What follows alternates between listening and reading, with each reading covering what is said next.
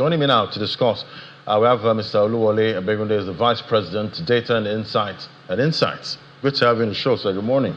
Thank you for having me, laddie. Wow, 6.6 trillion naira. That's quite the number. That's a lot of money. Yeah, 15.32 billion gigabytes. That's the data consumed for 2025. Monthly data usage in May 2026, that was about 1.5 million terabytes. May monthly data usage growth was about 44%. So we're really chugging down this data, and it's almost like we're saying, you know what, take my money to these telcos. I guess the consumer is quite resilient in Nigeria, the data consumer. Yes, I believe the reason is because lifestyles are embedded in your mobile phone now. If you misplaced your mobile phone 10 years ago, 15 years ago, the only thing you're missing was your contacts. But today, your business is there, your banking is there, education is there, entertainment is there, sports betting is there. A lot of the ecosystem is large that accommodates a lot of lifestyle that people live now. So people are literally have to depend on telcos to live lives today. If you look at social selling, for example, which didn't exist about 20 years ago, on Instagram, on WhatsApp, on TikTok, it's a lot of things that young people are doing today. And we have the youngest population on the content, about 19, the median age is about 19 years old. A lot of these young people are on social media, selling, creating content, YouTube, all of that. And it's growing year on year, because you have more people coming from the 18 years range into that space also, who can handle mobile phones and do things legally too. So that is contributing massively to the growth we're seeing in the data. Right. And we now we hear the likes of 7-year-olds, 8-year-olds saying, Daddy, Mommy, I want data. Those ones that have gadgets. Because in some schools too, at the very elementary level, these are used to educate some of these young children. So they're used to that from the school phase. Then when they get back home, they want to continue that also. And they're playing games. Minecraft, right. Roblox. It's huge. So that and we're seeing that growth year on year because you're seeing more and more children. Look at some of the views on children content on YouTube alone, billions. So Baby Shark. I'm not the one watching that. You're not the one watching that. Yeah. So you can see that growth from even the young ones to teenagers, even to the adults. Yeah. Even other elderly people now. You have people in remote villages, elderly ones, men and women who want to connect with their children abroad or in the cities, and they use WhatsApp to do all that data also. You find somebody elderly, 60 years old, who is scrolling on this status on her WhatsApp, and you're consuming data.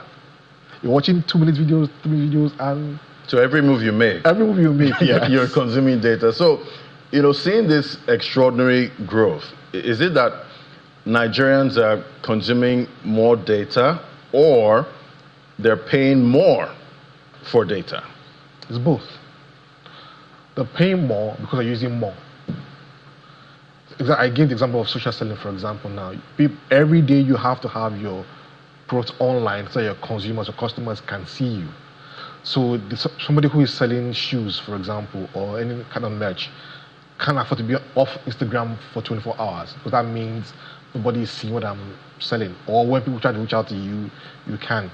Even artisans, for example, back in the day, 20 years ago, 15 years ago, they'll have to come to you physically to give you a quote. But those guys now will create a quote on the paper and snap to you, send to you via WhatsApp.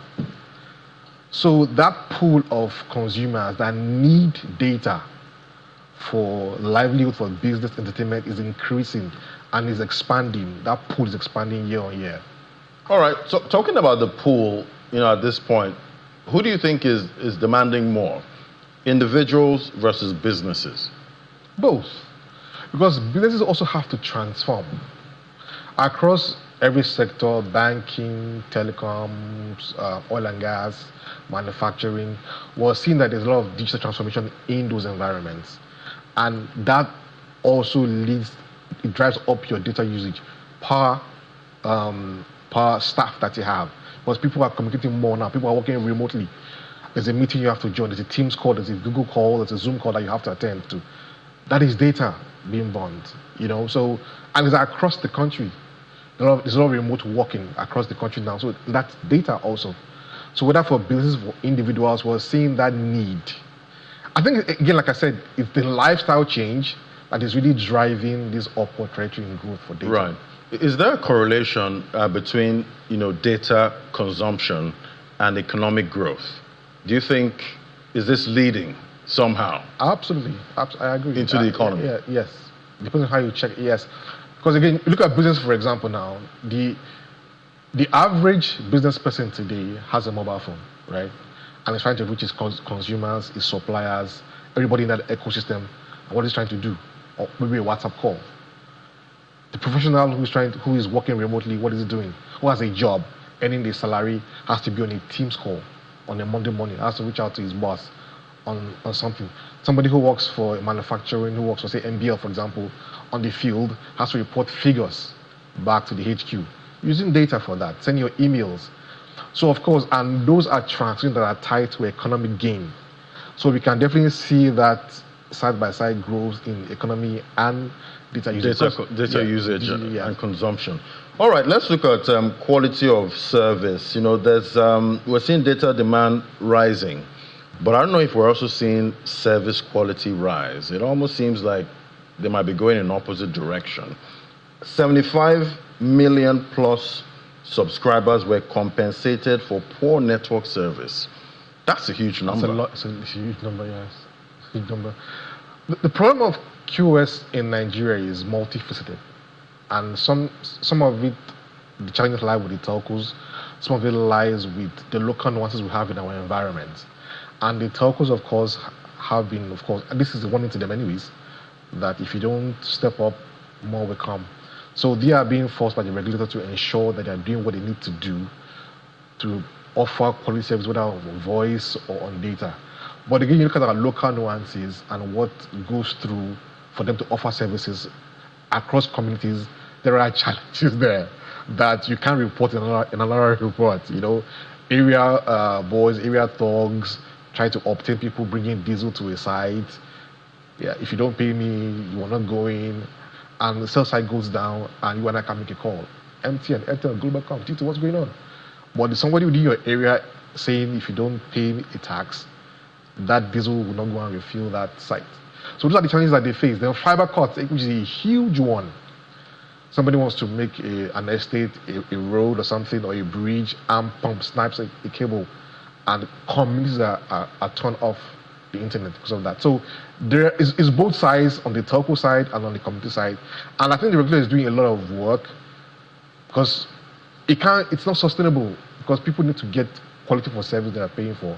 So on every side, we're trying to ensure that people can get quality when they make a call or go online with data.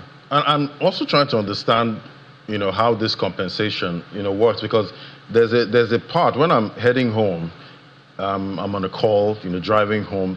There's a particular part, the call must cut once I cross that place. Same thing on Third Mainland Bridge. That one is. I think we need to mark that spot so we all know that don't even try and make a call, around here. But I'm wondering, how does this compensation work? Do they give you data? I'm sure there's an arrangement between, of course, the NCC. How do I claim? Because I want to claim. I want to be compensated. All of us want to claim. Yeah, how does that work? But this is good because at least it ensures consumers that somebody is looking after them, unlike before when you wouldn't get anything. And I'm sure this will force the telcos to step up because they know that this will continue as long as the NCC wants to, clamp down on QoS in the country, which is very good. Yeah. All right. We do hope quality improves going forward. I'm sure gamers also complain a lot when it comes to data. You don't want to feel the lag when you're gaming. So with what we've seen so far, what is this telling us about the consumer behavior in this market? I feel like other networks that are out of Nigeria, they'll be looking at these numbers and be like, we need to get into this action. What is it telling us about the consumer? We have a vibrant youth population who are very agile, who are very aware and understand global trends also. Look at our entertainment, for example. people are streaming across a lot of apps, streaming a lot of artists, watching movies. Nollywood, for example. Look at YouTube, for example, what it has turned to for Nollywood industry. Somebody releases a movie today and tomorrow is 5 billion views. I'm wondering what's going on. Young people are consuming data. Again, the lifestyle has changed. The mobile phone is now like a percent of a lot of people's world today. If your mobile phone gets missing today, your life is almost gone technically. So that lifestyle change is translating to what we're saying, data consumption and voice consumption. And again, it's going to grow because the lifestyle won't just drop. It started from COVID. People were indoors and they have to go out and wanted to get service, wanted to order food, wanted to make payments, wanted to go to church without going to church. That is still continuing today. So that lifestyle will not stop. All right. So looking at the major networks in Nigeria right now, definitely we also get that data on porting data. Consumers moving from one network to the other. How do you think how's that going? So far, do you think consumers are moving? I think it's great because again, it gives consumers a choice. One of the worst that can happen to anybody in the world is you don't have a choice. But porting allows you to have a choice between moving from telco A to telco B. So if telco A is not performing and you're paying, you're subscribing and you're not getting value, you have a chance to move to telco B. Telco B is not doing so well again, you have a chance to move to telco C and keep your number. Porting was one of the greatest things that happened to this country in terms of regulation. Because again, it forces every telco to be on point. But that subscriber, if doesn't get value, is leaving. Is going to leave. I mean, no long suffering subscriber. Especially because of the rates that was increased about a year ago. So people know they're paying more. So if I'm paying more, I should get better value. So if you cannot offer that value and I'm paying more, why should I stay loyal to you? And I have friends, family, colleagues who are telling me, come to this place. It's nice, really cool. That's when I call I'm going. That's when I play games with you. I'm always seamless. Okay, then they join. So mouth-to-mouth referrals help people to join.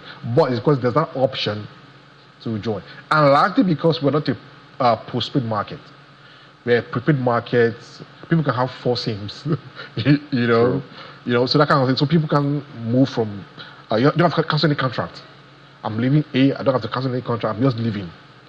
I'm leaving. So that's why. So free to move. All right, before we round this up now, data compromise. We heard recently with some banks in Nigeria, they got hacked. Millions of bank customer data was compromised. Yes. How are you seeing that? Should we be scared?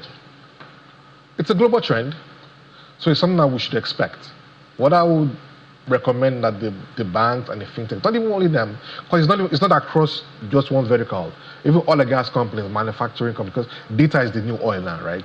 So everybody should be prepared, be proactive in protecting data sets in your organization. And there's a technology side where you have to invest in the tech, because the tech exists to protect against cybersecurity, but again, the people side, to make sure that we have the right people with the right expertise to be able to create these platforms and protect. Then again, even the employees of the organization, they need education to understand what to do and what not to do to compromise the business. Because a business is spending millions of dollars into cybersecurity solutions, they bring the best CIOs, the best security experts, then one coconut head employee wants to watch something that shouldn't be watching at the office. Then that alone brings an inroad for the bad actor. Right. So the tech side, the people side need to be managed. Right. And going forward. Protect your WhatsApp. They're always trying to get your WhatsApp at this time. All right. Thank you so much. Good place to anchor them. So Oluwole Abegunde is the Vice President, Data and Insights at Insights. Thank you for coming on the show today. Thank you for having me. Fantastic. It was a pleasure.